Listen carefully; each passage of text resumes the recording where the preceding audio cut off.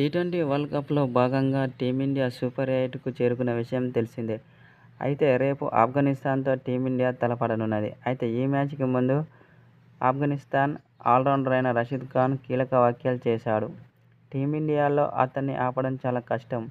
అతను యువరాజు లెక్కలో ఆడతాడు. అతను గనుక క్రీజులో ఉంటే మాత్రం సిక్సర్ల వర్షం కురిపిస్తాడని అన్నాడు. అతను ఎవరో కాదు, team India wicket keeper and batter అయిన రిషభ్ పంత్.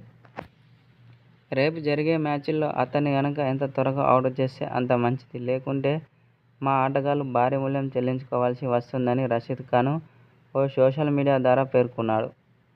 అతడు గనుక క్రీజులో నిలదొక్కితే మాత్రం బౌండరీల వర్షం కురిపించక తప్పదని అన్నాడు. అంతేకాకుండా ఓడిపోయే మ్యాచ్ గెలిపించే సత్తా ఉన్నవాడని అన్నాడు. అనంతరం అతని యొక్క బ్యాటింగ్పై ప్రశంసల వర్షం కురిపించాడు.